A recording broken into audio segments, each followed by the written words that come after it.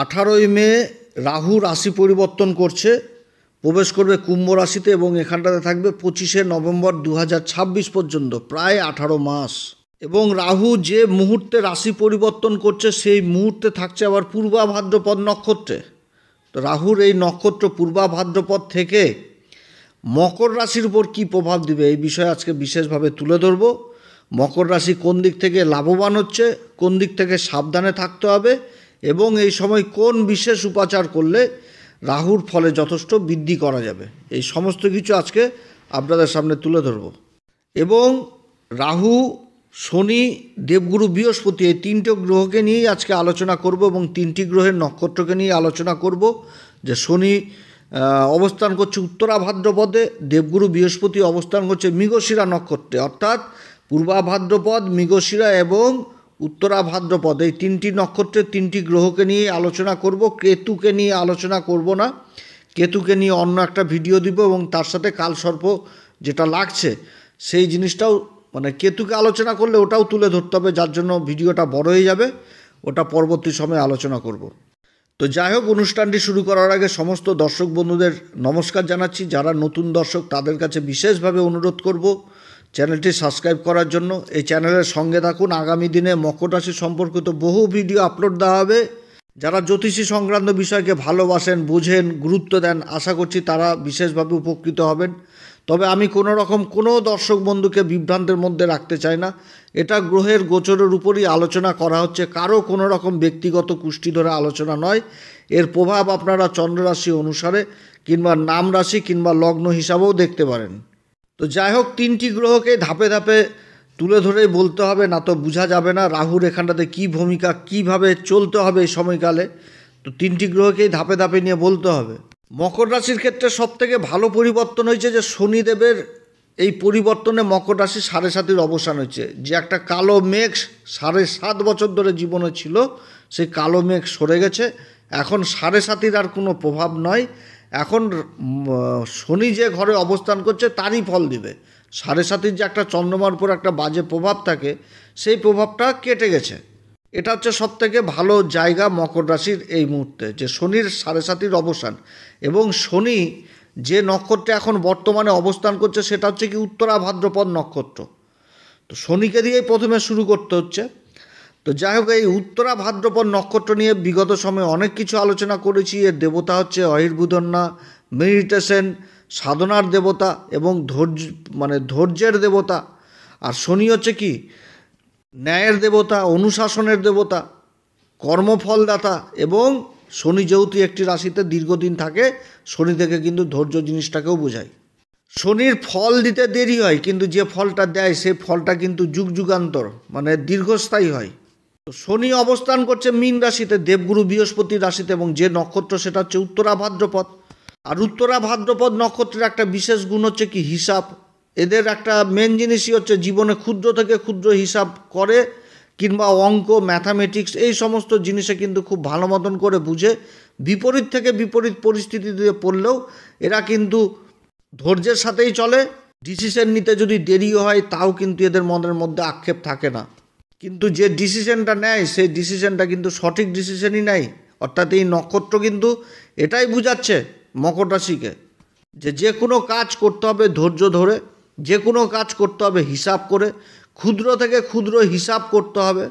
1 টাকা আয় হলে তারও হিসাব করতে হবে, 25 পয়সা খরচা হলে তারও হিসাব করতে হবে, আয় ব্যয়ের হিসাব করতে হবে। এবং শনি যে ঘরটাতে বসে রয়েছে সেই ঘরটা হচ্ছে কি সামাজিক পরিচিতির ঘর, সেই ঘরটা হচ্ছে কি হিসাবের কাগজপত্রের ঘর, ডকুমেন্টেন্সির ঘর, ছোট ভাই বোনদের ঘর। তাহলে শনি কিন্তু এখানটাতে কি বোঝাচ্ছে, যে কোনো কাজ করতে গেলে যেখানটাতে চুক্তির প্রয়োজন রয়েছে সেইখানটাতে চুক্তি অবশ্যই করতে হবে, কাগজপত্রের যেখানটাতে ব্যাপার রয়েছে, না তো সেই কাজে কিন্তু অসুবিধায় আগামী দিনে মকর রাশিকে পড়তে হবে। অতএব জীবনের সবথেকে বড় শিক্ষা, যে কোনো জায়গায় কোনো কাজ যদি হয় সেখানটাতে কাগজপত্র অবশ্যই মেনটেন করতে হবে।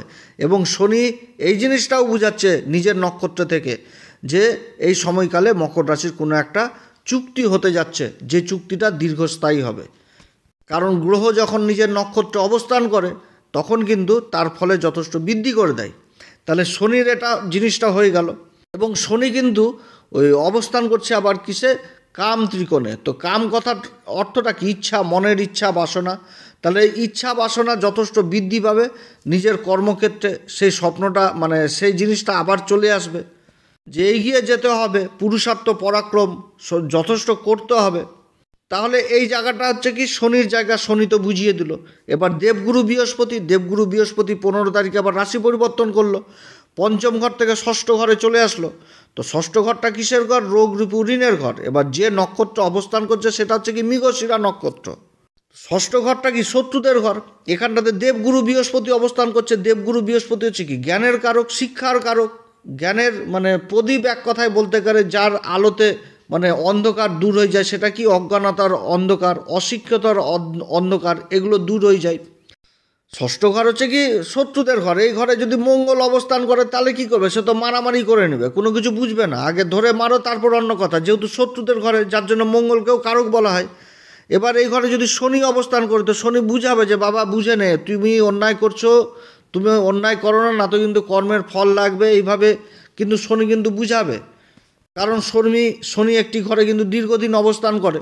অতএব ধৈর্য সহকারে বুঝাবে যে ভাই তুমি আমার সাথে এরকম লেগো না, বা যেটা করছো সেটা খারাপ করছো, এইভাবে কিন্তু প্রথমে চান্স দেবে। কিন্তু পরবর্তীতে শনি কিন্তু এমন প্যাচ তৈরি করবে যে ওকে নাকানি চোবানি খাওয়াবে, কারণ প্রবল শত্রু অন্তার যোগ তৈরি করে দেবে শনি। কিন্তু শনির মার হয়ে যায় কি ধীরে ধীরে হয়ে যায়।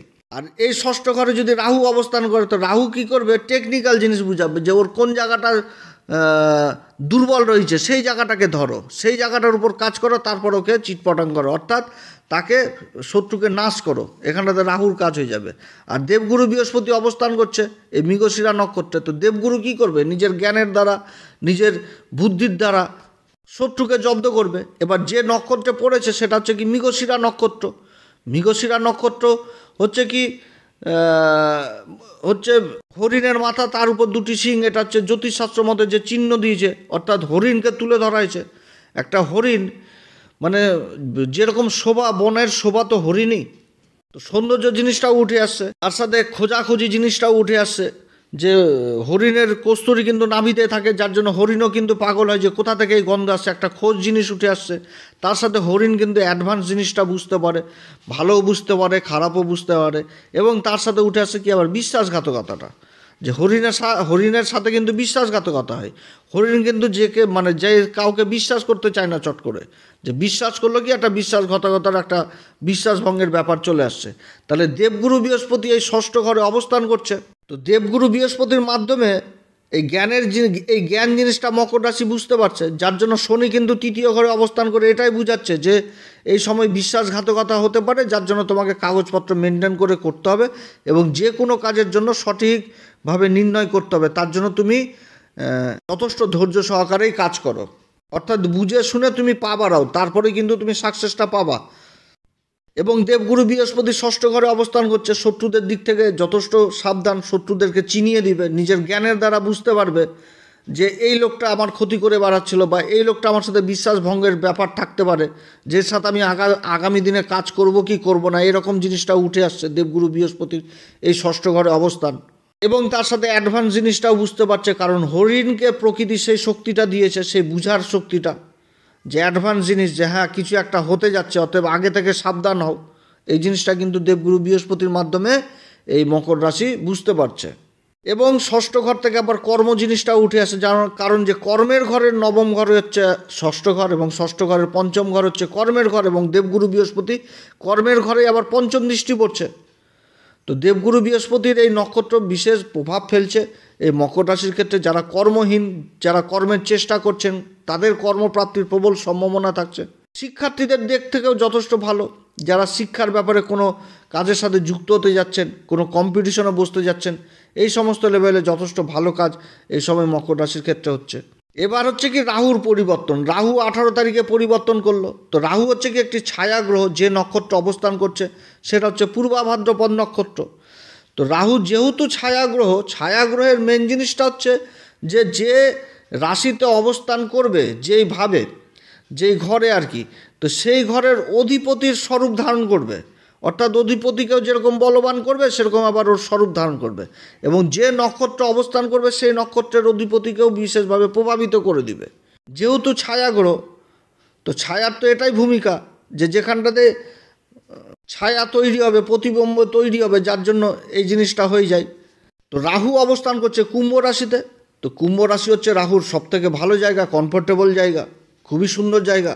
কারণ কালপুরুষ চক্রে যে কাম ত্রিকোণটা তৈরি হয়, কালপুরুষ চক্রের কথা বলছি, কালপুরুষ চক্রে যে কাম ত্রিকোণটা তৈরি হয় তাতে রাহুর যে 3টি নক্ষত্র, আদ্রা নক্ষত্র, স্বাতি নক্ষত্র, তারপরে হচ্ছে শতভিষা নক্ষত্র, এই যে ত্রিকোণটা তৈরি হচ্ছে, তা আদ্রা পড়ে গেল মিথুনে, স্বাতি পড়ে গেল হচ্ছে তুলাতে, আর ওদিকে শতভিষা পড়ে গেল হচ্ছে কুম্ভতে। তাহলে এই যে ত্রিকোণটা তৈরি হলো, এটা কী ত্রিকোণ তৈরি হলো? এটা তো কাম ত্রিকোণ তৈরি হয়ে গেল।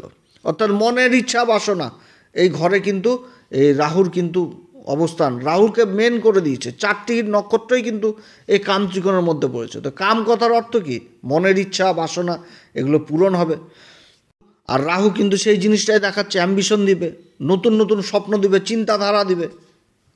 তাহলে রাহু অবস্থান করছে যে রাশিতে, সেই রাশির অধিপতিকে প্রভাবিত করবে। তার সাথে যে নক্ষত্র অবস্থান করছে সেই নক্ষত্রের অধিপতি দেবগুরুকে প্রভাবিত করবে। এবার রাহুর যে পজিশনটা হচ্ছে এই দ্বিতীয় ঘরে, যেটা কুম্ভ রাশি, রাহু তার মূল ত্রিকোণ রাশি কাকে ভাবে? মিথুন রাশিকে ভাবে। এবং রাহু উচ্চ যায় কি কোন রাশিতে? বৃষ রাশিতে। তাহলে মিথুন রাশির ক্ষেত্রে কি হচ্ছে, যে এই সময়কালে মিথুন রাশির উপর তার পঞ্চম দৃষ্টি পড়ছে, অর্থাৎ তার মূল ত্রিকোণ রাশিকে রাহু দেখছে। এবং যে বৃষ রাশিতে উচ্চ হয়ে যাচ্ছে, তাহলে বৃষ রাশির ক্ষেত্রে রাহুর আবার কেন্দ্রের সম্পর্ক হয়ে যাচ্ছে। তাহলে এই যে একটা সম্পর্ক তৈরি হচ্ছে, এটাও যথেষ্ট ভালো। এবার রাহুর যে দৃষ্টিটা পড়ছে, পঞ্চম দৃষ্টিটা, সেটা কিন্তু দেবগুরু বৃহস্পতি এই মিথুন রাশিতে অবস্থান করছে। তাহলে দেবগুরু বৃহস্পতির সাথে নবম পঞ্চম যোগ তৈরি হয়ে গেল, অর্থাৎ দেবগুরু বৃহস্পতির দৃষ্টি পড়ে গেল রাহুর উপরে। আর রাহু কিন্তু অবস্থান করছে সেই দেবগুরু বৃহস্পতির নক্ষত্রেই, কিন্তু পূর্বা ভাদ্রপদে 22শে নভেম্বর পর্যন্ত এই নক্ষত্রে থাকবে। তারপরে রাহু কিন্তু আবার নক্ষত্র পরিবর্তন করবে, তখন চলে যাবে হচ্ছে শতভিষা নক্ষত্রে। আর দেবগুরু বৃহস্পতি 13ই জুন পর্যন্ত থাকছে হচ্ছে মৃগশিরা নক্ষত্রে। তারপর আবার কিন্তু দেবগুরু বৃহস্পতিও নক্ষত্র পরিবর্তন করবে, তখন চলে আসবে হচ্ছে আদ্রা নক্ষত্রে। আদ্রা নক্ষত্রে থাকবে আগস্ট মাসের 12 তারিখ পর্যন্ত। তারপরে আবার চলে আসবে নিজের নক্ষত্র পুনর্বসু নক্ষত্রে। তো যাই হোক, এই যে নক্ষত্রটাতে অবস্থান করছে, আর দেবগুরু বৃহস্পতির সাথে রাহুর যে নবম পঞ্চম যোগ তৈরি হয়েছে, অর্থাৎ দেবগুরুর জ্ঞানের মানে আলো পড়ে গেল এবার রাহুর উপরে। আর রাহু অবস্থান করছে এই দেবগুরু বৃহস্পতির নক্ষত্রে, আর রাহু অবস্থান করছে কুম্ভ রাশিতে। আর অপরদিকে যে কুম্ভ রাশির অধিপতি শনি, সে অবস্থান করছে মীন রাশিতে, দেবগুরু বৃহস্পতির রাশিতে। অর্থাৎ একটা অদ্ভুত সংযোগ এই সময় তৈরি হয়ে গেছে। অর্থাৎ এই সময়কালে শনি যেরকম দেবগুরু বৃহস্পতির আয়ত্তে, সেরকম আবার রাহুও কিন্তু দেবগুরু বৃহস্পতির আয়ত্তে। কারণ শনির সাথেও কিন্তু দেবগুরু বৃহস্পতির একটা তৎকালীন মিত্রতার সম্পর্ক উঠে এসছে, যেহেতু দেবগুরু বৃহস্পতি মিথুন রাশিতে অবস্থান করছে। মকর রাশির ক্ষেত্রে বলতে গেলে এখন চারিদিক থেকে জয় জয়কার, এমন একটা গ্রহের অবস্থান হচ্ছে। তবে এইখানটাতে কিন্তু আবার কেতুকে নিয়ে আসছি না, কেতুর আলোচনাটা পরবর্তীতে হবে। কেতু অষ্টম ঘরে অবস্থান করবে, সেটা কিন্তু ভিন্ন ভিডিও হবে, এবং কাল সর্প রয়েছে, সেটাও কিন্তু ভিন্ন আলোচনা হবে। তবে রাহুর কিন্তু আবার অন্য জিনিস, রাহুকে কিন্তু এইখানটাতেও বুঝতে হবে। রাহু যতই ভালো কমফোর্টেবল জায়গাতে থাকুক, রাহুর কিন্তু একটা পাপ প্রভাব রয়েছে, ওর মূল স্বভাব থাকবেই। গ্রহের কিন্তু মূল স্বভাব থাকবেই পাপ প্রভাব। এই যে রাহুর কিছু না কিছু পাপ প্রভাব দিবে। এরকম থাকে না সমাজে, যে এত বড় লোক কারোর বাড়িতে ঘুরতে গেছে, কোনো পয়সা কড়ির অভাব নেই, তাহলে হাতের পাশে চামচটা রয়েছে, চামচটায় পকেটে করে নিয়ে চলে আসলো চুরি করে। তো এরকম কিন্তু স্বভাবটা, যতই বড় লোক হোক চুরি করবেই। তো সেরকম রাহু যতই ভালো অবস্থাতে থাকুক, ও কিন্তু পাপ প্রভাব কিছু না কিছু দিবেই। তো সেটা কোন দিক থেকে খারাপ হবে এই মকর রাশি, সেটা তুলে ধরবো। তো রাহু এমন একটি গ্রহ, রাহু পাপের শ্রেণীতে থাকে সবার উপরে। আর রাহুকে বলা হয় কি শনিবধ রাহু, শনির সমান ফল দেয়। রাহু ভিখারিকেও রাজা করে দেয়, আবার রাজাকে ভিখারি করে দেয়। রাহু যাদের জন্মকুষ্ঠীতে খুব খারাপ অবস্থায় থাকে, তাদের কী হয়? মানসিক অশান্তি হয়, অজ্ঞাত ভয় হয়, ধোঁকা, বিশ্বাসভঙ্গ, এগুলো হয়ে যায়। কাজ করছে, হ্যাঁ হয়ে যাবে, একদম সবার লাস্টে এসে কাজটা আটকে গেল, থেমে গেল, যে কোনো রেজাল্ট নাই, হলোই না কাজটা। এগুলো কিন্তু রাহুর দ্বারা হয়। মানসিক টেনশন, একটুতে উত্তেজিত করে দেবে। আর মনে হবে কি যে এখানে ওখানে ছোটাছুটি করে বেড়ায়, মনের মধ্যে অস্থিরতা, কোথাও শান্তি নেই, ভালো লাগছে না। ভ্রম এমন তৈরি করে দেবে যে মরীচিকার বালি, মনে হবে যে যেরকম মরুভূমিতে হয় না, যে মনে হচ্ছে যে ওই তো ওইখানটাতে গেলেই জল পাবো, কিন্তু যে দেখা যাচ্ছে আবার তো বালুই, এরকমই তৈরি করে দেবে রাহু, এরকম ভ্রম। আবার রাহু যদি কারোর ভালো হয়, খুবই ভালো অবস্থায় রাহু রয়েছে। কারণ রাহু এই কলিযুগে হচ্ছে সর্বশ্রেষ্ঠ বলতে গেলে এক কথায়, যে যার রাহু ভালো তার সব ভালো। রাহু যদি কারো ভালো হয়ে যায় তার ব্যক্তিত্ব বিশিষ্ট হয়ে যায়, মানে অদ্ভুত ব্যক্তি হয়ে যায়।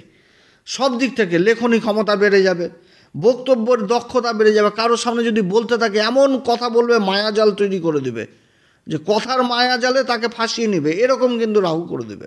তারপরে কি মিডিয়া টিডিয়া রাজনীতি এগুলোতে বিশেষভাবে প্রভাব দেয়। রাহু এখন এই কুম্ভ রাশিতে পড়েছে, সেটা হচ্ছে আবার এই মকর রাশির ক্ষেত্রে দ্বিতীয় ঘর। তো দ্বিতীয় ঘরটা কিসের ঘর?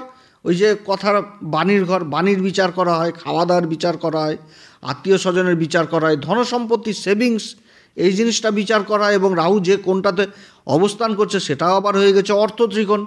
অর্থ ত্রিকোণ হচ্ছে কীভাবে, যে রাহু যে জায়গায় অবস্থান করছে সেই কুম্ভ রাশি, তারপর হচ্ছে মিথুন রাশি, তারপর হচ্ছে তুলা রাশি। এই যে ত্রিকোণটা, যে দ্বিতীয় ঘর, ষষ্ঠ ঘর এবং কর্মের ঘর, এই ত্রিকোণটা তৈরি হয়ে গেল।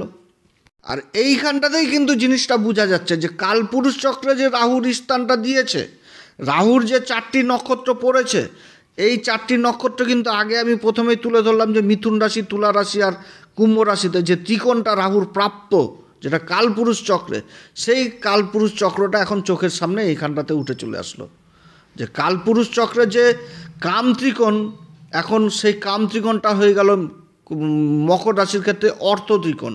অর্থাৎ অর্থ জীবনে আসবে, তবে কাদের ক্ষেত্রে আসবে? যাদের রাহু যথেষ্ট ভালো অবস্থায় রয়েছে তাদের জন্য খুবই ভালো অবস্থান হতে যাচ্ছে এই মকর রাশির। যাদের রাহু খুব ভালো অবস্থায় রয়েছে, যাদের রাহুর দশা চলছে, মহাদশা চলছে, রাহুর প্রত্যন্তর দশা চলছে, অন্তর্দশা চলছে, তাদের জন্য রাহুর এই পিরিয়ড যথেষ্ট গোল্ডেন টাইম হয়ে যাবে, খুবই ভালো সময় হয়ে যাবে। অতএব রাহুকে ঠিক করতে হবে যাদের জন্মকুষ্ঠিতে রাহু খারাপ রয়েছে। এটা কিন্তু সবসময় মাথায় রাখতে হবে। এটা কিন্তু গ্রহদের অবস্থানের কথা আমি আলোচনা করছি। এবার আলোচনা তো করে গেলাম, দেখালো এই রাহু কারো জন্মকুষ্ঠিতে খারাপ হয়ে পড়ে রয়েছে, তাহলে সেই রাহুটাকে কিন্তু ঠিক করতে হবে। এবার রাহুকে করতে গেলে ঠিক অনেক উপাচার রয়েছে, যার জন্যই বলি আমি ভিডিওতে যে ভালো জ্যোতিষীর কাছে অবশ্যই পরামর্শ নেবেন। যাদের রাহু খারাপ অবস্থায় রয়েছে তারা অবশ্যই পরামর্শ নেবেন। আমাদের হোয়াটসঅ্যাপ নাম্বার দেওয়া রয়েছে, প্রয়োজন পড়লে আমাদের সাথেও যোগাযোগ করতে পারেন। আমাদের এখানটাতে শুল্ক লাগু থাকবে। তা আমাদের সাথে যে যোগাযোগ করতে হবে এরকম না, সমাজে আরও ভালো ভালো বহু বড় বড় জ্যোতিষী রয়েছে, তাদের সাথেও যোগাযোগ করতে পারেন। রাহু তাহলে এই যে দ্বিতীয় ঘরে অবস্থান করছে, এই দ্বিতীয় ঘরটা তাহলে এই সমস্ত কারুকত্বের ঘর। এবার দেবগুরু বৃহস্পতির দৃষ্টি পড়ে গেছে, এটা কিন্তু মৃগশিরার কথা, মৃগশিরা বলছি, পূর্বা ভাদ্রপদ নক্ষত্রের কথা বলছি।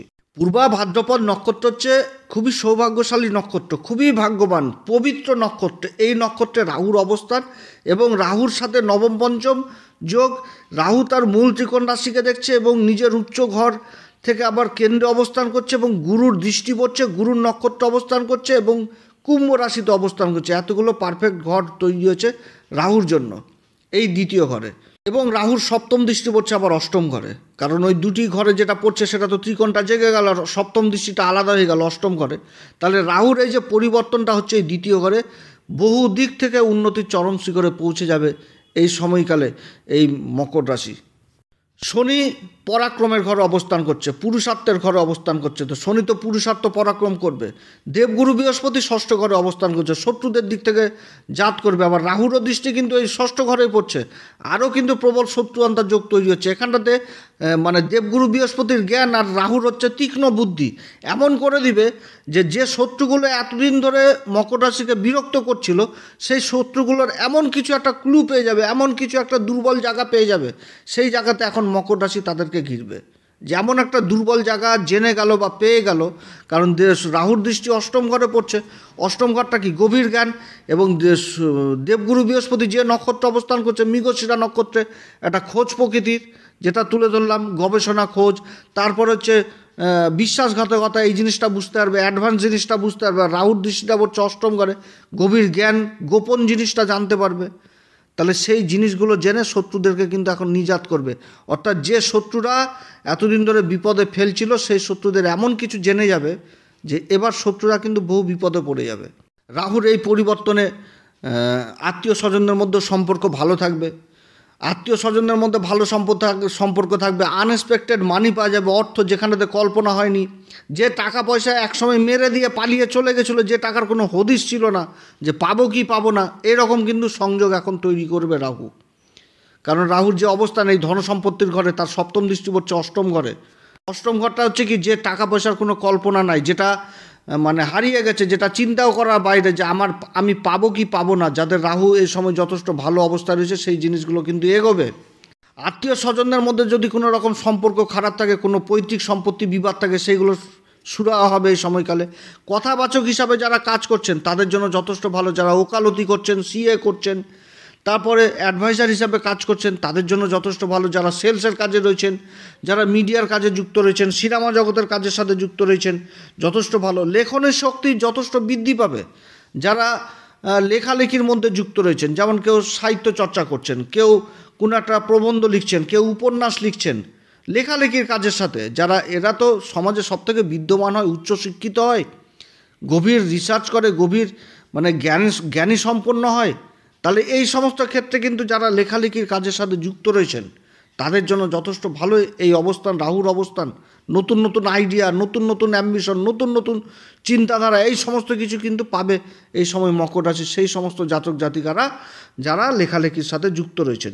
মিডিয়া, অভিনয় জগৎ, রাজনীতিতে যারা যুক্ত রয়েছেন বিশেষভাবে প্রভাবিত হবে। কূটনীতিবিদ হয়ে যাবে, এমন এমন কোনো কিছু ক্লু পেয়ে যাবে জীবনে, যাতে তার রাজনৈতিক কেরিয়ার আরও উঁচুর দিকে উঠবে। কথার মায়াজাল, এই যেটা বাণীর ঘর, তো এমন কথার মায়াজাল তৈরি হবে যে শনি তো দিকে পরাক্রম করছে, পুরুষার্থ যোগাযোগ জিনিসটা করবে, রাহুও যোগাযোগ জিনিসটা যথেষ্ট বৃদ্ধি করবে। সামনের থাকা ব্যক্তিকে এমনভাবে অভিভূত করবে যে কথার মায়াজালে এমন ফেলবে যে না হওয়া কাজ সম্ভব হয়ে যাবে, যেটা কল্পনার বাইরে হয়ে যাবে। যে সামনের ব্যক্তি যেখানেতে হচ্ছিল না কাজটা, সেই কাজটা কিন্তু সম্ভব করাবে রাহু এই পূর্বা ভাদ্রপদ নক্ষত্রে। রাহু হচ্ছে কি রহস্যময় গ্রহ, মনের আকাঙ্ক্ষা, ইচ্ছা, এগুলো কিন্তু পূরণ করাবে এই সময়। এবং তার সাথে কি করাবে, বিবেকবান হবে, নিজের কর্তব্য জিনিসটাকে বুঝাবে, বুদ্ধিমান হবে, তীক্ষ্ণ বুদ্ধি সম্পন্ন হয়ে যাবে।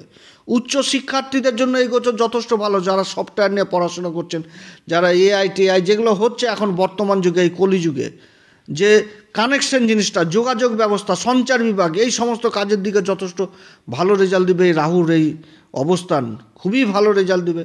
যারা আবার হোটেল ব্যবসার সাথে যুক্ত রয়েছেন, যারা রেস্টুরেন্টের কাজের সাথে যুক্ত রয়েছেন, যারা কোনো খাবারের প্রোডাক্টের কাজের সাথে যুক্ত রয়েছেন তাদের জন্য যথেষ্ট ভালো। যারা ইম্পোর্ট এক্সপোর্টের কাজের সাথে যুক্ত রয়েছেন, যারা বিদেশে যাওয়ার চেষ্টা করছেন দীর্ঘদিন ধরে, তাদের যাত্রা হবে।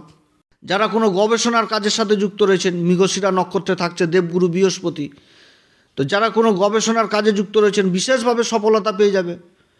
যারা প্রতিভাজনিত কোনো কাজের সাথে যুক্ত রয়েছেন, ইউটিউবার, তারপর ফেসবুক, তারপর ইনস্টাগ্রাম, এই সমস্ত কাজের সাথে যারা যুক্ত রয়েছেন এই মকর রাশির, তারা বিশেষভাবে প্রভাবিত হবে। এবং মকর রাশির সত্যি কথা বলতে গেলে যোগাযোগের জায়গাটা ব্যাপক। এখন মকর রাশির যেটা বলছি আমি আর কি, যেটা আমার মনে হচ্ছে যে এই সময়কালে যারা মানে মোবাইল চালাতে জানে তারাও কিন্তু একটা করে অ্যাকাউন্ট করতে পারে ফেসবুক, ইনস্টাগ্রাম বা ইউটিউবে।